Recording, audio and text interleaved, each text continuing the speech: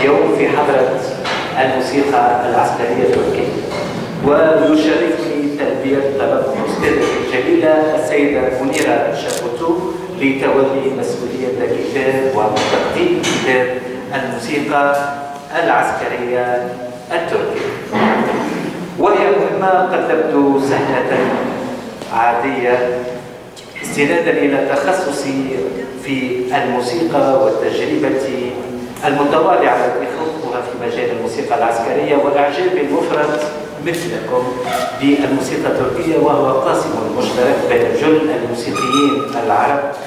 ولا داعي للاعتراف بأن القوالب التركية وأنساقها اللحنية والإيقاعية مثلت ولا زالت النموذج الذي نحتذيه أو الذي نحتذيه في العديد من أعمالنا الموسيقية، إلا أن هذه المسؤولية هي جسيمة، فهي وبصراحة تلزمني التجرد من صفات كباحث في العلوم الموسيقية ومن صرامة نقدية في التعامل مع هذا الكتاب، وأن أخضع وجوبا لشروطه الجمالية، لأنه ليس بمؤلفة بحثية بالمعنى الأكاديمي، فهو خال من مقاربات موسيقولوجية، لا ينزع للتحليل، ولم يلتزم بمنهجية تأليفية، ولم يطرح أسئلة إشكالية، ورغم ذلك فهو يشدنا ويبث فينا تلك الدهشة العجيبة.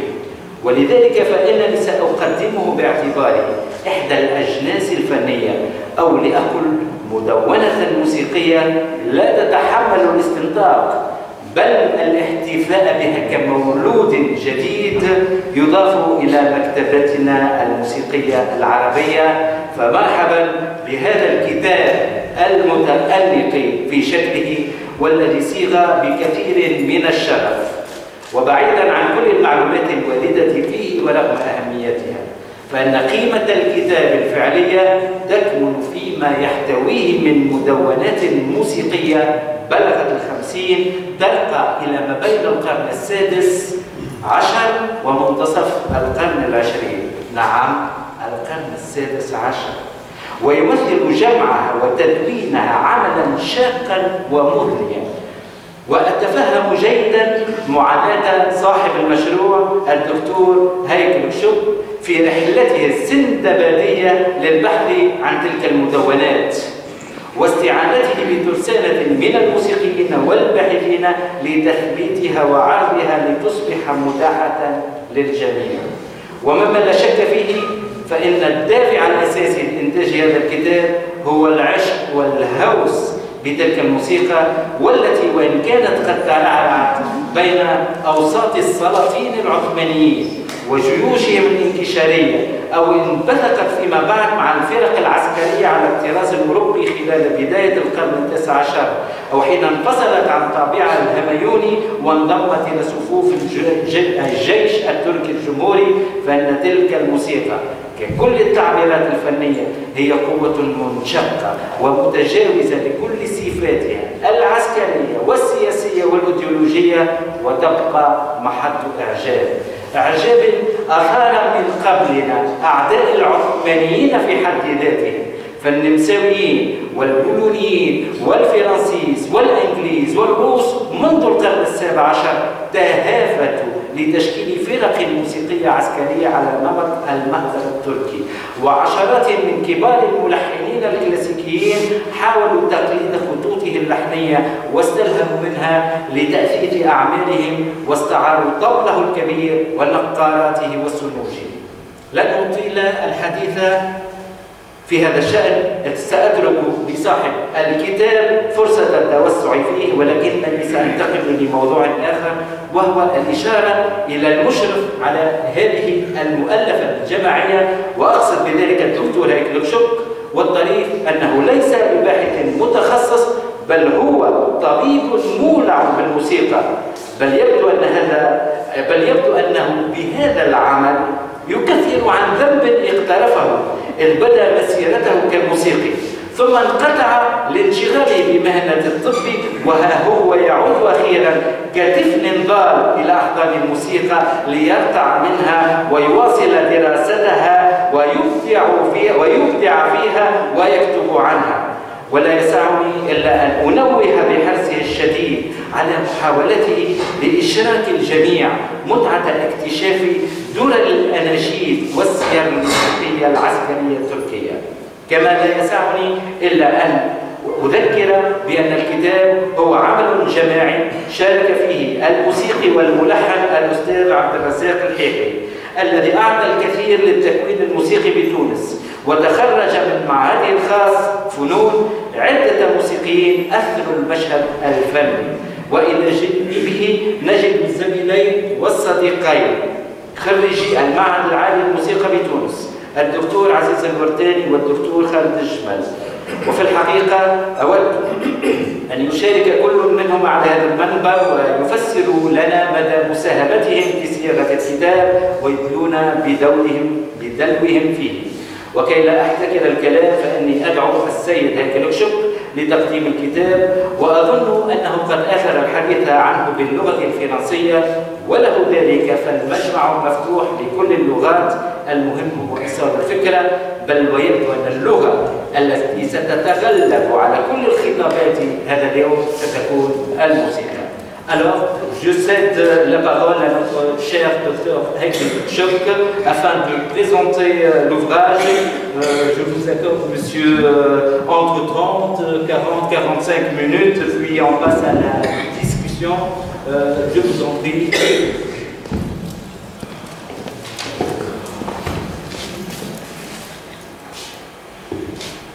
Mesdames, Mesdemoiselles, Messieurs, bonjour et bienvenue. Je voudrais tout d'abord remercier le professeur Mejid Chafi, président de l'Académie des sciences, des lettres et des arts, ainsi que son staff qui m'ont permis de faire cette présentation au sein de ce palais magnifique et tellement chargé d'histoire. Je remercie également Madame Ferreira, directrice générale de cette académie, qui nous a prodigué de nombreux excellents conseils. Et enfin, je remercie également le professeur Pessoa, qui nous a fait l'honneur d'être le modérateur de cette séance. Alors, pour toutes celles et ceux qui ne connaissent pas Anis Medeb est docteur en musicologie, enseignant universitaire, directeur du CMAM, qui est le Centre des musiques arabes et méditerranéennes, dont le siège est le Palais du Baron d'Erlanger, mais il est surtout l'auteur d'un remarquable ouvrage paru il y a quelques mois en langue arabe à Tunis, intitulé حفريات في ذاكرة الموسيقى العسكرية التونسية من القرن ال17 إلى نهاية القرن ال19. Ce qui veut dire en français fouille dans la mémoire de la musique militaire tunisienne du début du XVIIe à la fin du XIXe siècle. Mesdames, Mesdemoiselles, Messieurs, mes co-auteurs et moi-même sommes extrêmement honorés, mais également très heureux de présenter devant cette assistance d'inviter la première partie d'un ouvrage collectif matérialisé sous forme d'un livre intitulé Musiqa Askariya al-Turkiya, la musique militaire turque, et qui est paru aux éditions Nirvana il y a cela quelques mois. Alors finalement, quelle a été l'idée originelle qui a induit la réalisation d'un tel ouvrage? Eh bien, il faut savoir que la musique classique instrumentale turque constitue un élément fondamental dans l'apprentissage académique de la musique dite orientale, de par la grande variété des modes, l'extrême richesse des modes et l'extrême richesse des mélodies. Et je m'étais aperçu en fait vers le milieu des années 70 qu'il avait une relative, j'étais assoiffé de ce genre de partitions, et je m'étais rendu compte qu'il avait une relative rareté de ces partitions en circulation en Tunisie. Quelques années plus tard, j'ai eu l'occasion, au cours d'un long séjour à Paris, de faire la connaissance d'un musicien turc, Talip Özkan, qui m'a fait découvrir l'immense répertoire de la musique classique instrumentale turque. Et devant ce déséquilibre, d'un côté, il y avait un immense répertoire chez les Turcs, de l'autre côté, il y avait un nombre relativement réduit en Tunisie.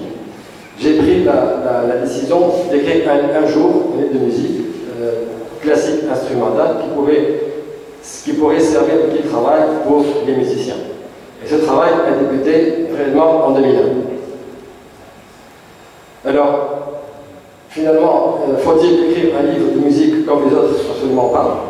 Eh bien, l'originalité de ce livre consistait en une transcription des partitions à partir de sources audio turques interprétées exclusivement par des musiciens turcs. Et à cela s'ajouteraient les biographies des compositeurs. Devant la masse du travail, j'ai décidé de scinder ce travail en deux parties. D'abord, un ouvrage sur la musique militaire turque, et un second, un peu plus tard, sur la musique classique instrumentale turque. Alors, je vais vous présenter ce soir la musique militaire turque. Donc, pourquoi c'est la première partie du travail? D'abord, ce livre est un recueil de partitions.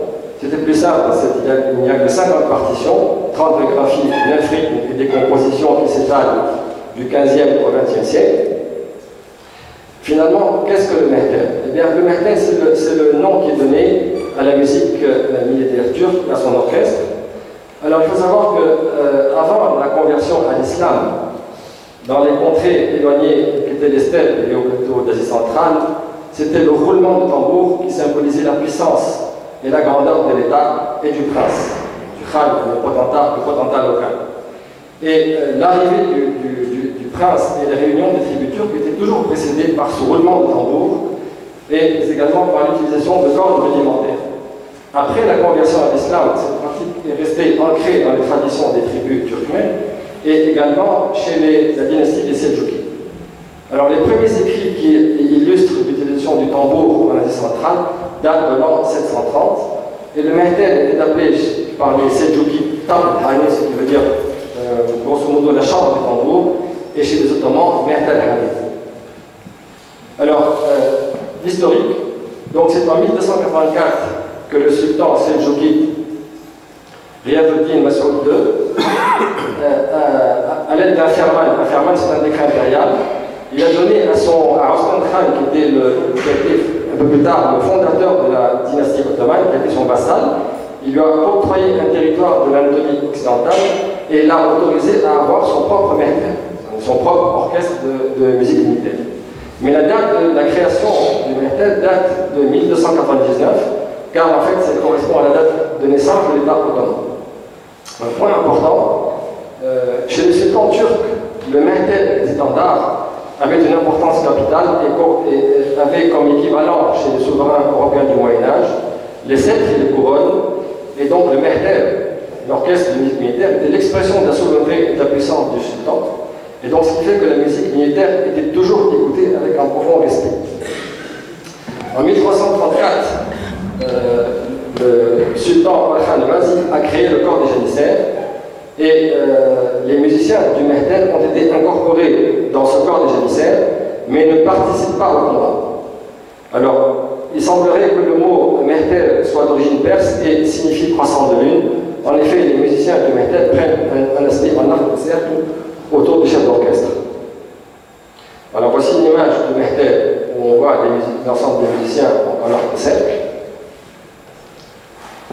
Alors, quels sont les instruments du mehter? De deux types, des instruments à percussion dont le but était essentiellement de casser le moral de l'adversaire, et puis des instruments à vent. Alors, parmi les instruments à percussion, il y avait de très grosses timbales, deux types en fait de timbales, et la différence était que la peau était d'épaisseur variable, ce qui donnait un son grave pour l'une et un son aigu pour l'autre. Et elles étaient disposées toujours à côté de la tente du sultan.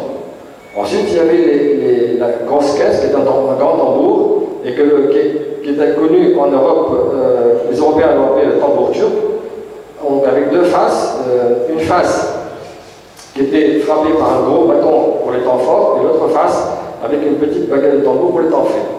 Ensuite, les nakalés, nous avons l'équivalent de musique qui sont naralat, ce sont deux petits tambours en cuivre plus petits, recouverts de peau et accordés différemment.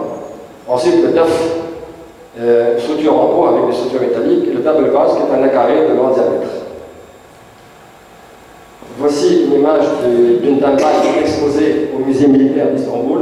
Et cette timbale a un rôle historique parce qu'en fait, elle a participé à la bataille de Mohács en 1526, qui a vu la victoire de Soliman sur les Hongrois et qui a ouvert la route de Vienne. Voici ce que c'est qu'une grosse caisse. Voici les nakarés. Alors, quatrième instrument de percussion, ce sont les îles ou cymbales. Et les cymbales sont des instruments d'origine turque. Ce sont deux disques en cuivre qui sont frappés les uns contre les autres. Puis ensuite, ils ont été fabriqués en laiton et en or. Et ce n'est qu'au XVIIIe siècle que les fanfares de musique militaire européenne ont introduit les îles, et cela grâce au Mehter. Alors une petite anecdote, en 1596, un Arménien qui était très intéressé par la chimie a changé le processus de fabrication des îles pour donner un son plus fort. Et cette formule est restée secrète jusqu'à ce jour. En 1618, cet Arménien a eu la permission par le sultan de l'époque de fabriquer les îles et de porter le nom de Zildjian. Et il a été le fournisseur exclusif de la cour, du Mehter et des églises grecques et arméniennes. Un peu plus tard, donc son fils a eu l'autorisation de prendre la succession. Pour les Arméniens, à l'époque, il fallait l'autorisation du sultan. Au XIXe siècle, la famille Zildjian, la firme Zildjian, a commencé à exporter en Europe et aux USA, et puis elle est entrée à la bourse des valeurs. Au XXe siècle, à la suite de turbulences politiques, participation à un attentat contre le sultan Abdelhamid II, la famille s'est exilée aux États-Unis et s'est installée à Boston. C'est une période où le jazz et le swing, il y a une explosion du jazz et du swing, et la famille s'est adaptée, il y a une explosion des ventes. Aujourd'hui, nous sommes à la 14e génération et cette famille détient 60% du marché mondial. Et les plus grands batteurs du monde actuellement, comme Ringo Starr, le batteur des Beatles, Phil Collins, le batteur de Genesis, Ron Perchi, ont tous joué sur des Zildjian. Alors voici une image des îles qui sont frappées, qui sont des cymbales frappées les unes contre les autres. Voici une image un peu ancienne qui date du début du XXe siècle. On voit, il y a encore l'écriture ottomane. Turkish cymbal, on m'a dit USA. Voici une image plus moderne, plus récente. Ensuite, les instruments avant. Donc il y a la zurna, qui est l'équivalent de la zokra en Tunisie, qui est un instrument très ancien, deux types. Une grave, et donc une qui donne un son grave et l'autre qui donne un son aigu, et ce qui permet d'avoir deux octaves en même temps. Ensuite, le bolou, qui est une sorte de trompette, et qui est, donc voici le bolou, et voici la zurna, et qui est utilisé uniquement dans les musique militaire. Puis un peu plus tard est apparue la clarinette. Donc il y a une prédominance des instruments à percussion sur les instruments avant mélodiques et également une prééminence. C'est-à-dire qu'en fait dans la hiérarchie, donc prédominance, le nombre des instruments à percussion est plus important et une prééminence, les instruments à percussion sont plus importants que les instruments avant. Alors voici une miniature très ancienne du Mehter en ordre de marche. On voit que ici il y a des grosses caisses, ici les timbales, et en arrière-plan les instruments avant. Donc il y a une prédominance et une prééminence. Alors quelle a été l'évolution des instruments du Mehter? Eh bien, au 8e et 9e siècle après Jésus-Christ, la musique était réduite la militaire était réduite à être jouée par des tambours et des cordes rudimentaires. Au 11e siècle sont apparus les timbales, les grosses caisses et les cymbales. Au 12e siècle est arrivé le naï turc, et ensuite il n'y a pas eu de changement majeur. En 1917, il y a eu l'introduction de la clarinette. Alors, il faut savoir que c'est la grosse caisse et le zurna qui forment le d'orchestre, et quand l'orchestre est au banc complet, il y a 56 musiciens. Alors voici une partition très ancienne dont le compositeur est inconnu et qui date du XVIIe siècle. Je vous propose de l'écouter.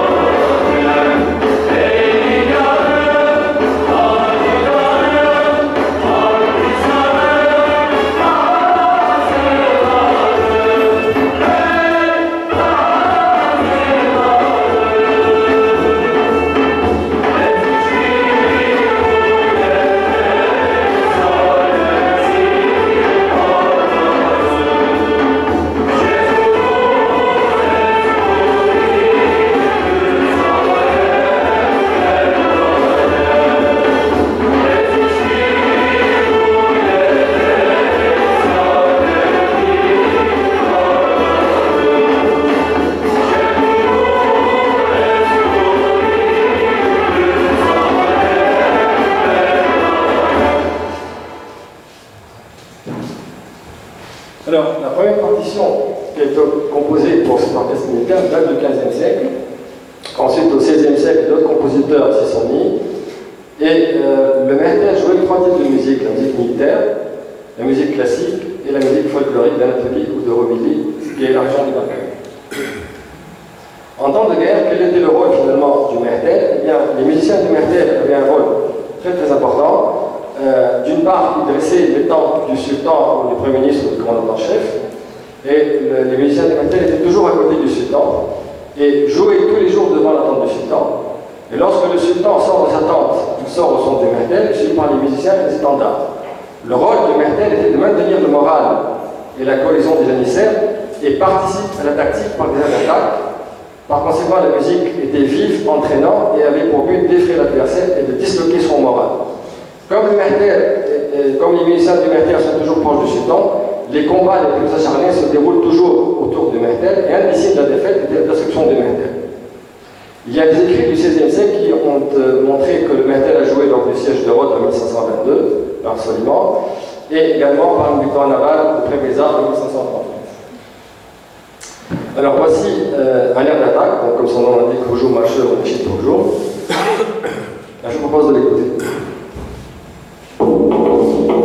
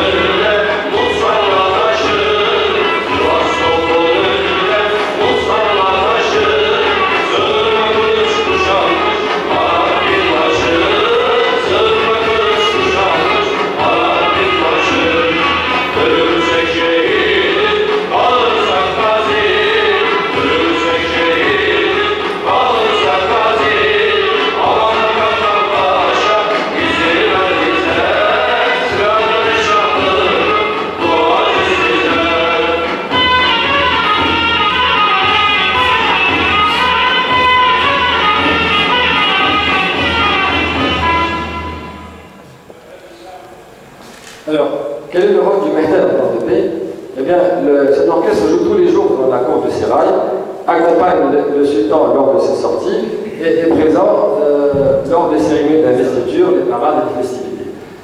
Au fil du temps, chaque corps d'armée a fini par avoir son mehter, et un peu plus tard, les dignitaires également ont eu leur mehter.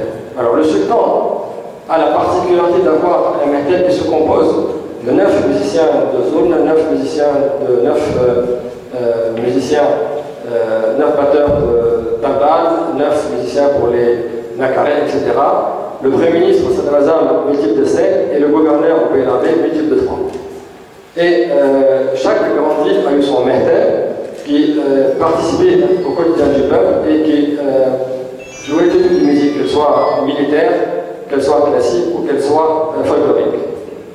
Alors voici une image des mehters de l'arc de cercle, et les musiciens sont en multiple de 9, donc vous avez 9 joueurs de daoul, et dont le chef a toujours une tenue différente des autres, 9 joueurs de nakaré, le chef a toujours également une tenue différente, 9 joueurs de zona, et en général, le chef de l'orchestre est en général un joueur de zona, comme vous voyez ici. Alors, une date importante, en 1826, le sultan Mahmoud II a supprimé le corps de janissaires, et cette suppression n'a pas été une suppression administrative, mais une suppression physique. Ça a été un bain de sang, pour une raison simple, c'est que les janissaires, qui était un corps qui date de 5 siècles, était à l'origine de rébellions fréquentes et a entraîné la mort de nombreux sultans. Et Mahmoud II a remplacé ce mehter par une institution qui était à l'époque unique au monde et qu'on a appelé le Musika-i Humayun, et que j'ai traduit par une institution impériale pour la musique. Et cette institution chapeautait donc les conservatoires, les orchestres de la cour, les orchestres de l'opéra, les orchestres de l'artillerie, de la marine, du sultan, mais également les grands théâtres qui se trouvaient en dehors du palais impérial. À cette époque, les meilleurs élèves étaient envoyés en stage en Allemagne pour faire des compléments d'études. Et, remarque importante, bien que le mehter ait disparu, bien entendu, la suppression physique n'a pas touché les musiciens, mais a touché uniquement les soldats. Et les musiciens du mehter sont restés payés par le sultan jusqu'à la fin de leur vie. Alors, les principaux musiciens qui ont dirigé cette institution, essentiellement deux, Donizet Pacha et Guatelli, et à eux deux, ils sont restés à la direction de cette institution pendant 65 ans. Alors Donizet a introduit le solfège occidental, la musique classique, et a fait en sorte que la musique militaire soit copiée un peu sur le modèle européen et a formé de nombreux musiciens. Donizet a été le compositeur des 2 premiers hymnes des sultans, il y en a 5 au total. Donc le premier est le Mahmoudi en l'honneur du sultan Mahmoud II, et le second, Mejedir, en l'honneur du sultan Abdelmajid Ier. Je vous propose d'écouter la Mahmoudia.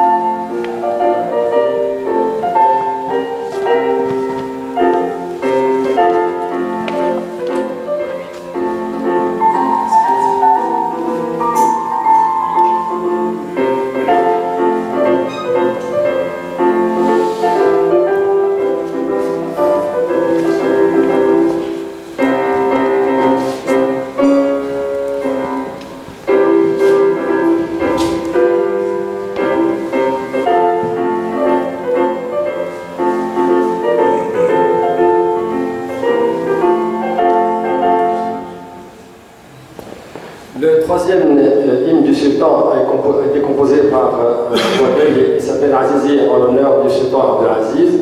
Le quatrième a été composé par Najib Pacha et s'intitule Hamidi en l'honneur du sultan Abdelaziz II. Alors voici une photo de ces deux musiciens, Donizetti et Gotelli. Alors, c'est une époque où de nombreux musiciens, des compositeurs européens, ont composé de nombreuses marches en l'honneur du sultan. Voici un facsimilé de la première page d'une partition du compositeur hongrois Francis, qui a repris la marche Mejidi de Donizetti et qui l'a intitulée la grande paraphrase de la grande marche du sultan Abdelmajid. Mais il y a également Rossini qui a composé une marche du sultan Abdelmajid, ou Mejidi, et que je vous propose d'écouter.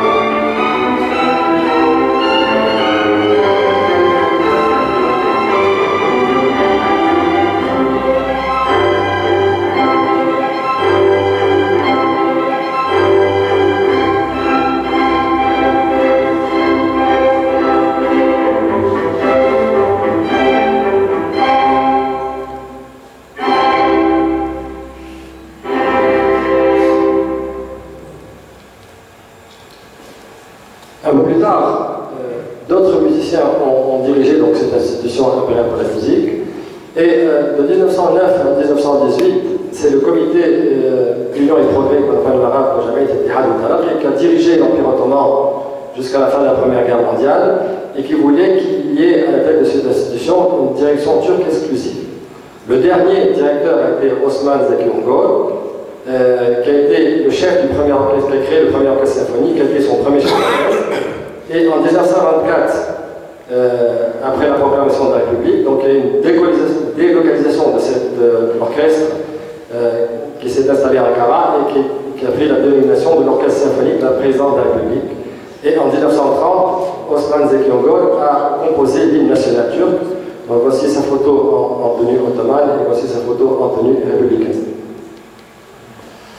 Le dernier hymne du sultan a été composé par cet Italien qui s'appelle Italo Serrelli et cet hymne porte le nom de Rechadir en l'honneur du sultan Mohammed V ou Mohammed Rachid. Alors, en 1908, Enver Pacha, qui était un homme politique, un des dirigeants du comité Union et Progrès, a décidé de faire renaître le Mehter, qui avait disparu, je vous le rappelle, en 1826. Donc ce Mehter a été inauguré en 1914 et son siège a été le musée militaire d'Istanbul et chaque corps d'armée devait avoir son Mehter. Malheureusement, l'Empire ottoman a perdu la Première Guerre mondiale et le Mehter a disparu suite à la défaite. Voici Enver Pacha. Et le Mehter est resté en veilleuse grâce à l'effort de deux personnes, le gouverneur du musée militaire, qui est celui-ci, et un musicien qui est celui-ci. En 1935, un député a interdit formellement au Mehter de se produire, mais malgré cela, les musiciens sont restés groupés autour de leur chef Hassan Tassim Passadan et ont toujours fait des répétitions en cachette.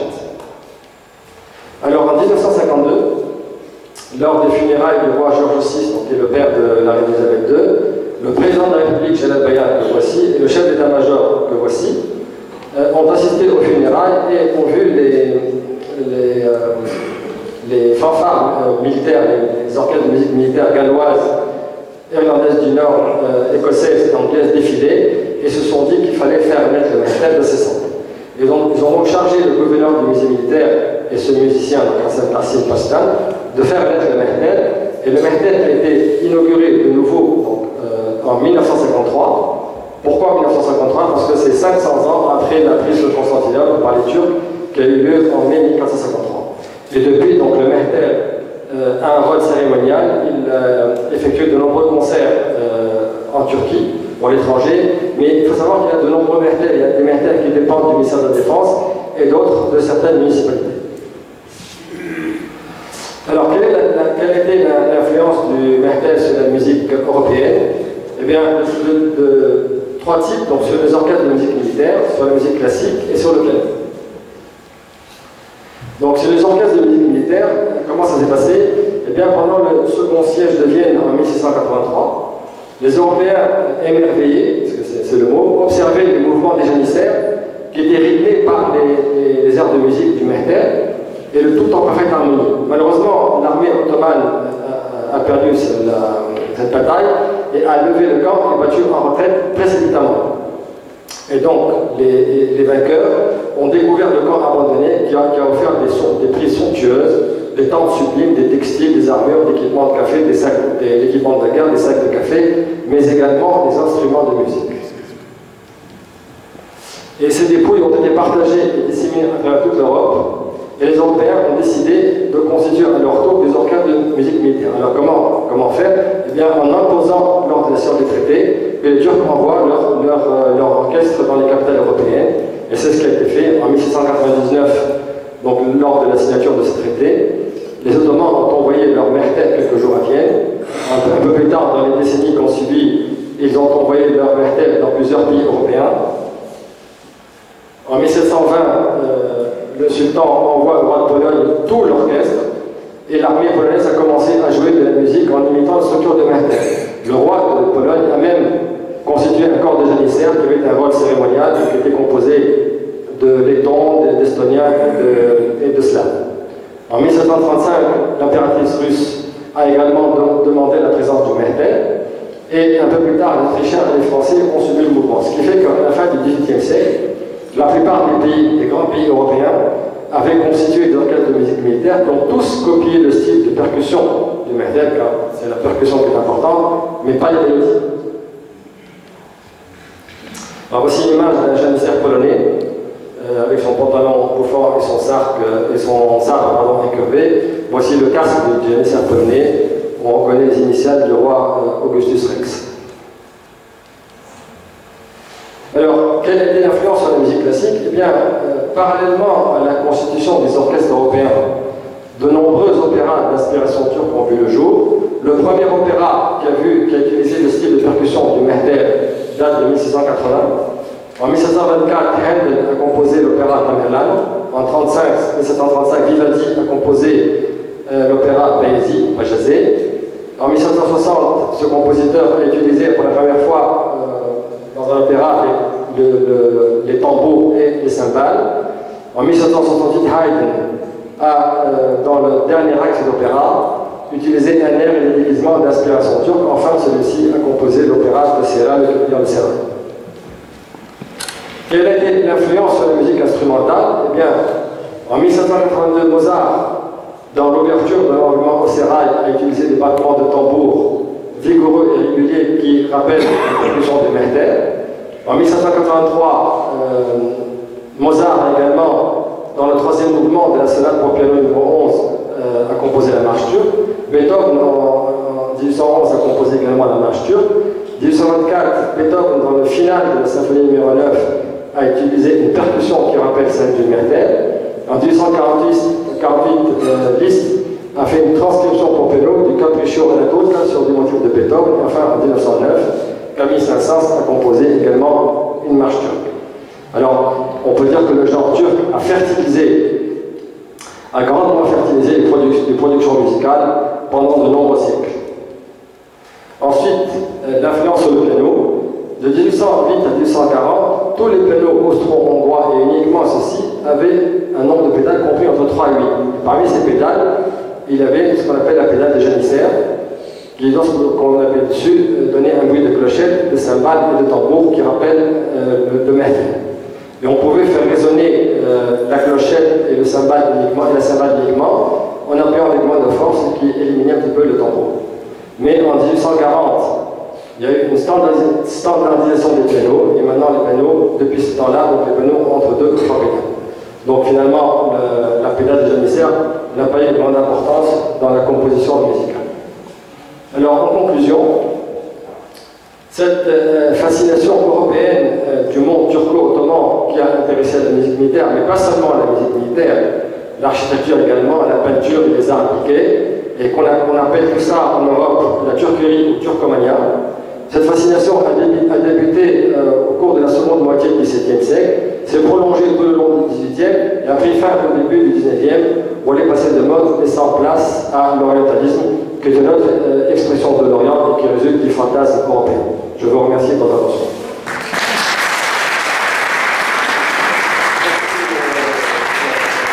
Merci pour cette présentation, plutôt pour cette intervention interactive. Et avant de passer à la discussion, j'aimerais bien entendre les participants. Alors, si vous avez quelque chose à dire, Monsieur André et Monsieur Jman.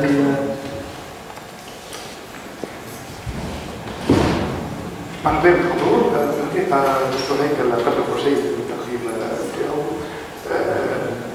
الحديث عن الموسيقى التركية يطول الحديث عن الموسيقى العسكرية التركية يطول الحديث عنه لأنه جانب مهم من التاريخ الموسيقى العثماني وهو إرث كبير ورثت به الدولة العثمانية خلال القرون ولم يقتصر على اسطنبول فقط بل امتد إلى القارة الأوروبية وحتى إلى بعض البلدان العربية ومن ضمنها تونس. وكي نحكيو على الموسيقى العسكرية التركية ناخذ تأثير هذا النوع على تركيبة على الموسيقى اللي ظهرت خلال الاحتلال العثماني منذ آخر القرن السادس عشر ونعني بذلك الفرق العسكرية التونسية اللي ظهرت تبعا مع السلاطين والحكام اللي حكموا تونس وتبرر ذلك مع تأسيس المدرسة الحربية باردو التي أسسها أحمد بي، واللي اقتبس من النموذج التركي في تأسيس الفرقة العسكرية التونسية بالتركيبة العصرية، يعني بالآلات النحاسية، واللي تعرف بموسيقى البي، واللي تنفذ بموسيقى البي. الكتاب هذا مهم نظرا لاحتوائه على 50 قطعة عسكرية، إضافة إلى تعريف بالمؤلفين، وإضافة إلى تقديم الجانب التاريخي لتركيب المهنة وتطورها، وحديث عن الدولة العثمانية والسلاطين اللي حكموا تركيا، الدولة العثمانية وتركيا منذ تركيا من كمان أتاتورك. يقول المساهم بتاعنا في الكتاب هذا، المساهم بتاعنا بيرمون تكنيك، معناها تمينا بالجانب التدويني اللي هو بصراحة صعيب، خاطر في بعض القطع اللي تحتوي على قطع بوليفونية، قطع عسكرية بوليفونية أكثر من الموسيقى، يصعب التدوين، بصراحة كاين صعوبة في التدوين. لذلك التدوين الموسيقي ما يقتصرش على شخص واحد، لازم يكون لازم تكون فما deuxième lecture, troisième lecture pour avoir une transcription très pertinente. Donc ça m'a conduit الدكتور هيكل بعض القطع، والحقيقة ساهمت فيها أنا وزميلي الدكتور عزيز وأستاذي عبد الصحيحي، باش تكون القطع هذه تقريبا ملائمة لما هو مسموع. نبارك الدكتور هيكل على العمل هذايا، وان شاء الله فما انجاز اخر باش يخرج قريبا يخص الموسيقى الكلاسيكيه التركيه، واللي باش يكون مصدر مهم للباحثين والمغرومين بالموسيقى التركيه ككل. ويعطيكم الصحه ان شاء الله في تقديم اخر.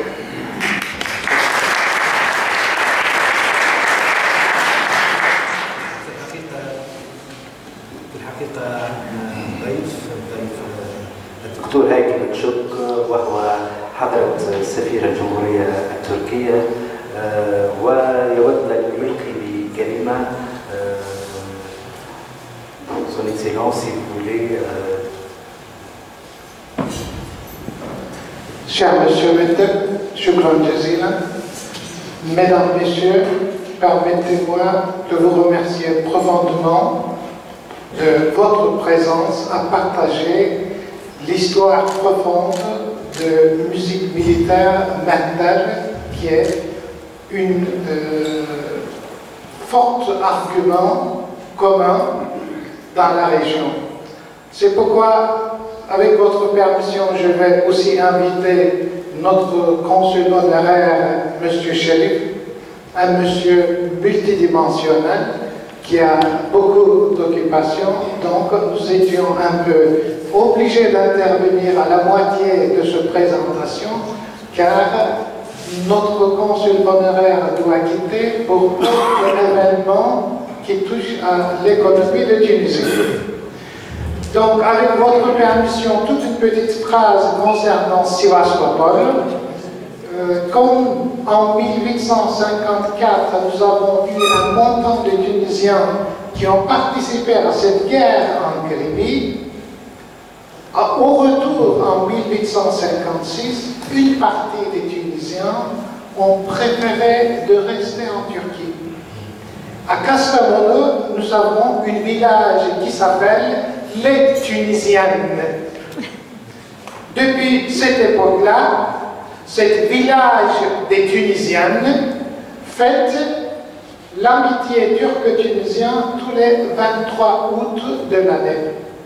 Et dès que vous rentrez dans le Google et que vous écrivez village tunisien Kastamonu, vous allez voir que la chanson de Sivastopol n'est pas faite pour de rien.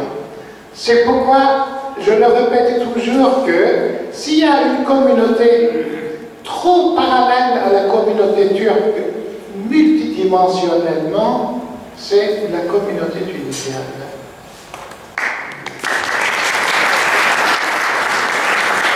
C'est pourquoi je suis très fort reconnaissant du peuple tunisien et à tout ce qui sert à renforcer nos liens culturels, y compris notre consul honoraire et l'association d'amitié turco-tunisien, que notre consul honoraire, M. Chérif, est son président, mais je ne peux passer sans remercier profondément à notre équipe qui nous ont fait une excellente présentation.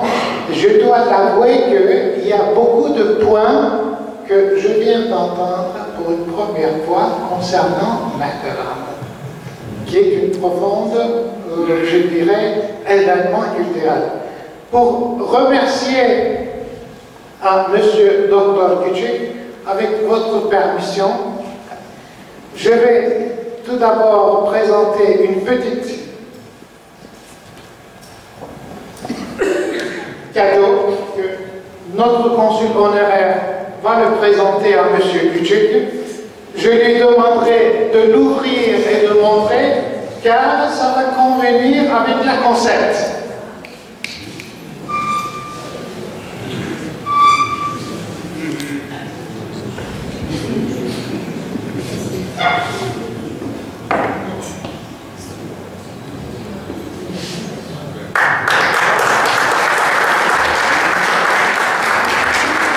Monsieur Küçük et son équipe va continuer à écrire concernant différents points communs avec Divine. Mais on ne va pas absenter. On va remercier aussi à Monsieur Altani, Shukran Jazilan, à Monsieur Jamal, à Monsieur Medeb, y compris à Monsieur Ihi. Donc notre collègue va présenter leur cadeau. Je vous remercie profondément. Notre dame va aussi présenter notre fleur à toute l'équipe. Et je vais céder la parole à notre cher consul honoraire, M. Chérif. Shukran Jazilan. Merci, Excellence.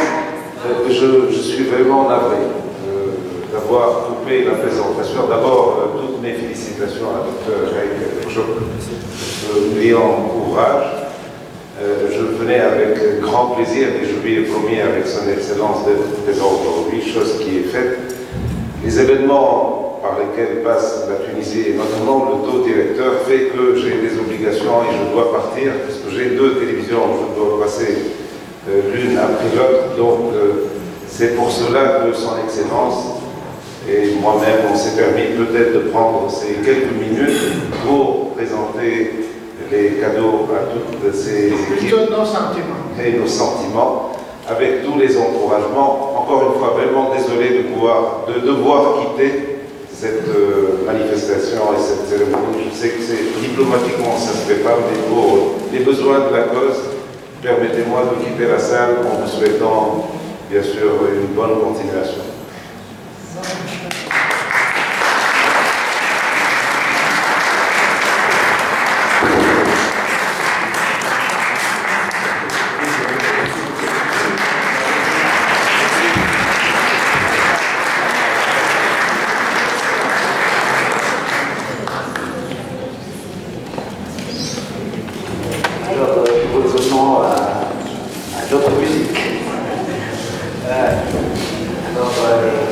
S'il y a des questions,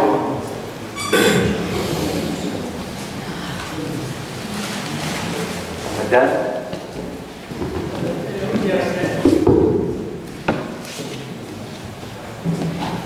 Je vous remercie. Je me présente, je suis directeur de recherche à l'Institut national du patrimoine.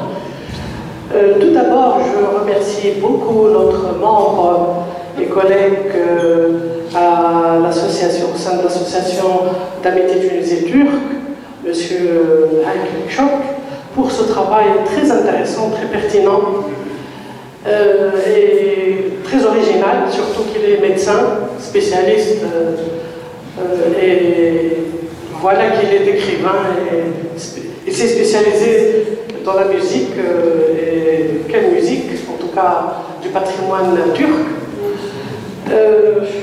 Seulement, j'ai quelques petites observations qui ne sont pas très méchantes. Oui. Oui, j'ai fait un coup d'œil sur cet ouvrage et je remercie M. Heikl Mekchok, Dr. Mekchok. Il m'a offert donc cet ouvrage. Parmi les lignes, il nous indique que, tout début d'abord, qu'il s'agit de la plus ancienne musique militaire du monde. Bon, en tant que spécialiste du patrimoine, je sais qu'en histoire, la musique militaire a toujours existé depuis des millénaires, surtout à partir de l'histoire ancienne du monde. Les Romains, et avant eux les Puniques, ils ont fait la guerre psychique parce que ça servait essentiellement et tout d'abord à faire la guerre psychique au camp adversaire. Et puis même les Chinois, avant eux, avant les Puniques et les Romains, ont connu la musique militaire. Sauf que, bien sûr, les spécificités et les compositions diffèrent. Par exemple, pour les Romains, on sait très bien, c'est célèbre, qu'ils employaient des tambours géants et ils les employaient en rangée. Et chaque rangée qui vient derrière avait des tambours un peu moins plus petits ou moins forts. Ceci dit, donc je pense que notre collègue voulait dire la première orchestre, parce que quand même, musique militaire et orchestre militaire, parce qu'on a vu qu'il s'agit d'un orchestre. Voilà, c'est ce que je voulais dire. Donc la musique militaire existait comme les étendards, et la monnaie et le reste existaient depuis des millénaires, depuis la nuit du temps, mais l'originalité de cette musique turque, c'est qu'elle est composée en un orchestre tout à fait défini. Merci.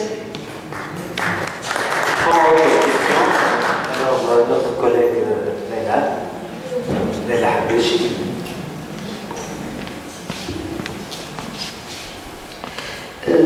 Avant tout, يعطيكم الصحة بالكل شيء parce que c'est vraiment extraordinaire.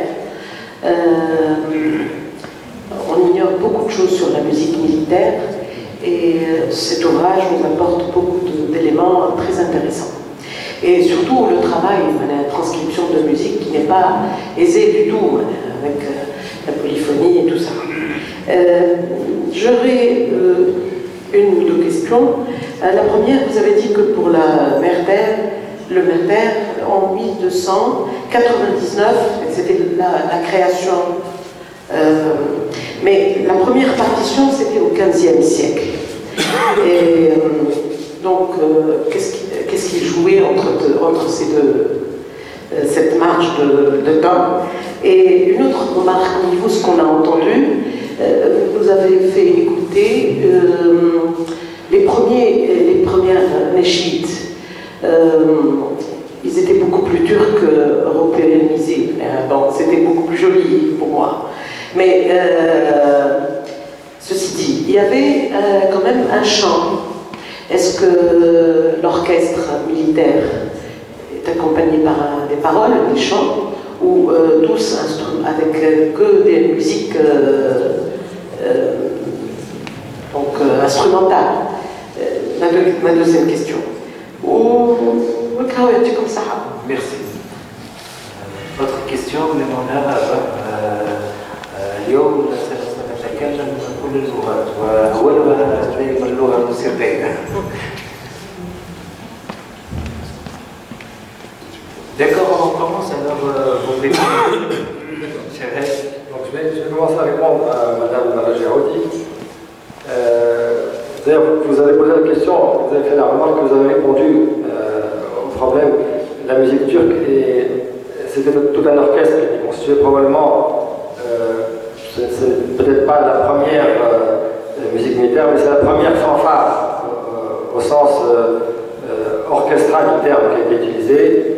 Et c'est ce qui était écrit en fait. Et, on n'a pas je n'ai pas trouvé de documents des pièces musicales plus anciennes concernant les Romains et les Puniques, comme vous l'avez dit. Probablement qu'il y avait des musiques rudimentaires à l'aide d'instruments à percussion, et dont le but était très certainement d'effrayer les adversaires. Mais à mon sens, le premier orchestre au sens moderne du terme, est très certainement celui du Mehdi. Pour la question de Mme El-Habashi, effectivement, la première partition connue date du XVe siècle, celle de Abdel-Qadir. Avant, il n'y a pas de traces, et d'ailleurs, certains musicologues ont dit que lorsque les Italiens sont arrivés donc au début du XIXe siècle, vers 1830, à Donizetti, il a essayé de trouver les partitions les plus anciennes, et il n'en reste que 6, parce qu'en fait, ils n'ont pas été transcrites. Et parmi les 6 qui se trouvent encore dans les archives de la musique militaire turque, 4 sont dans cet ouvrage. Donc il n'y a pas de... Donizetti n'a pas trouvé d'autres que les 6 partitions dont je vous ai parlé. Et puis, vous avez... est-ce qu'il y a des paroles? Effectivement, il y a des paroles. Mais bon, c'est du turc, donc c'était impossible de les rajouter sur la partition. Donc on s'est contenté d'écrire uniquement le solfège. Et les partitions que vous avez entendues, audio, pas pour piano, c'est une version. C'est certainement pas la version telle qu'elle a été proposée du vivant du sultan. Ce sont des instruments très anciens, j'ai préféré la version piano. Je réponds à votre question. J'ai d'autres questions, mais... Allez-y. Alors, en attendant... Sur le mode de Naweh, le mode Naweh, c'est la tonique et ré.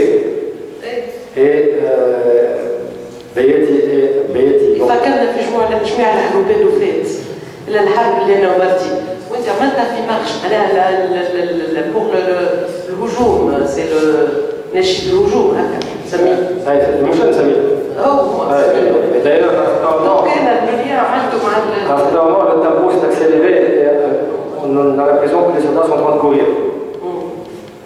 لا خاطر بنات جميع الحروبات اللي فات في النواة. Donc ça m'a rappelé un peu je pense pas que ce soit le même. Et c'est pas la même intonation, mais c'est ouais.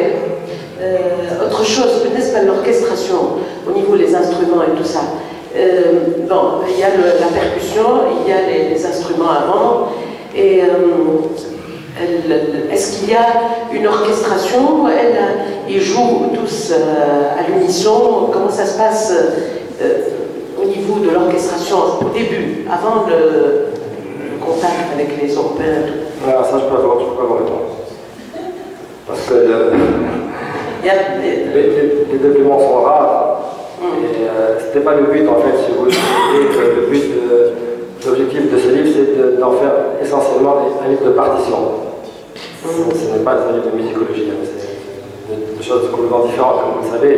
Donc c'est un recueil de partitions auquel j'ai rajouté un chapitre d'histoire pour essayer de mettre la musique dans son élément, qui servirait une sorte d'écran, sans plus. L'objectif était celui-ci, de ne pas analyser simplement parce que je ne suis pas musicologue, donc ça dépasse. Mais ce n'était pas l'objectif initial. L'objectif initial était de mettre à la disposition des musiciens ou des chercheurs quelques partitions parmi celles qui sont interprétées actuellement par le Mehdi et des partitions plus anciennes dont j'ai trouvé des sources audio. C'était ça l'objectif du livre. Une dernière question pour nos musiciens. Est-ce que, après avoir écouté la musique et faire la transcription, est-ce que ça vous a rappelé quelque chose de la musique tunisienne, le lien entre la musique en Tunisie de l'époque d'Arbeid, enfin حتى الملوف راهو متأثر اسمها وحدة الفرقة البي. Oui, ça m'a rappelé vaguement, si vous voulez, il y a parmi les passages que je vous ai écoutés, à ce moment, on avait l'impression que c'était faire un hassi tel que je l'ai connu étant jeune. Mais la musique militaire tunisienne, c'est une espèce de celui qui peut comprendre cette question. Non, je ne parle pas de la musique militaire tunisienne, je parle de la musique tunisienne. Oui, la musique en général. L'orchestration m'a rappelé un peu les orchestres de Slimane Hassi, tels qu'on les connaissait étant jeunes. Voilà, quelque chose comme ça. Merci beaucoup. بالنسبه لمدام ليلى هو في فما مانسكري انونيم ولا موجود في النجمه الزرقاء موجود في الباج الخليج موجود ديارم ترك وديمارش ترك. الاوراج هذايا فتح لنا الباب باش نشوفوا باش نبحثوا في الاوريجين تاع المارش ترك هذو كيفاش لحنوا شنو الكونتكست اللي لحنوا فيهم. دونك عطى فتح لنا استشرافيه. Merci beaucoup. J'ai une question, oui.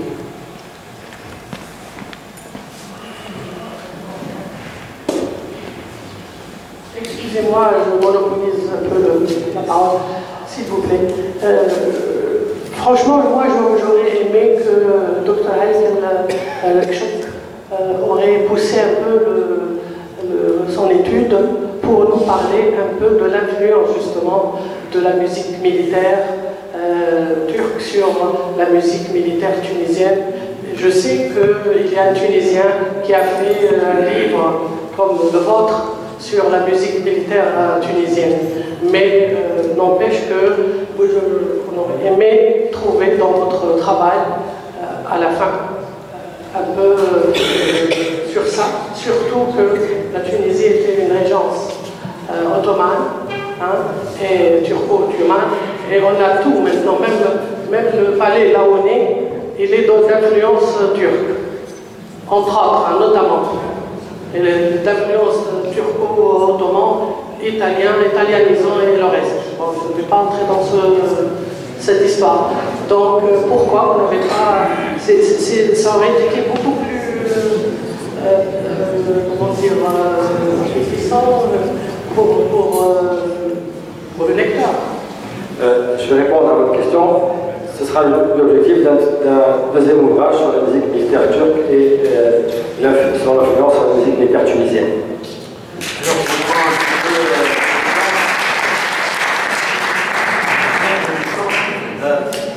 On ne doit pas oublier, cet ouvrage est fait par Ramon, il est fait par un médecin, mélomane de musique. C'est-à-dire qu'il ne faut pas juger l'ouvrage comme l'ouvrage d'un musicologue.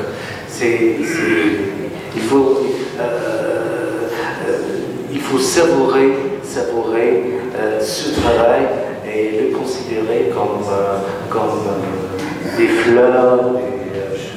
C'est une recherche qui est faite avec beaucoup d'amour et comme j'ai dit dans mon introduction,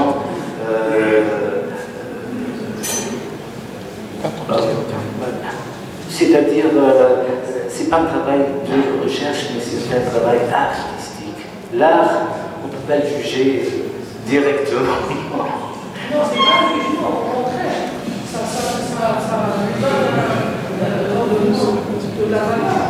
Une discussion très riche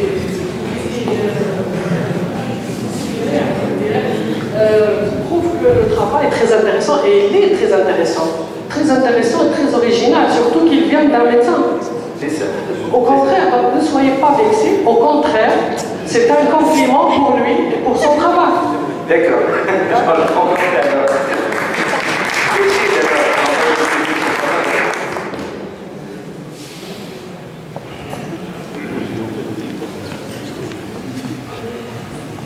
قبل كل شيء أود أن نشكر شكرا جزيلا للأستاذ شكر.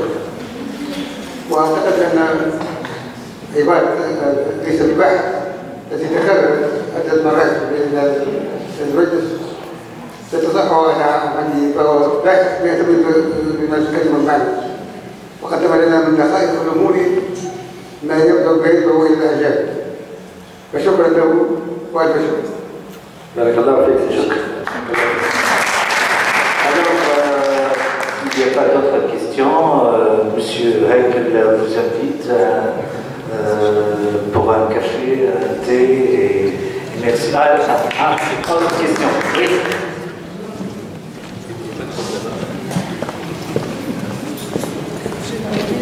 D'abord, je tiens à remercier mon cousin Heikel pour cet énorme travail. Et puis, je viens d'apprendre, c'est pas que je viens d'apprendre, non, mais j'ai, par l'intermédiaire de son Excellence, l'ambassadeur de Turquie, qui a prononcé notre nom de famille Kchok comme il est turc. Et là, ça ne fait que confirmer le fait que la famille Kchok est une famille andalouse, mais d'origine turque.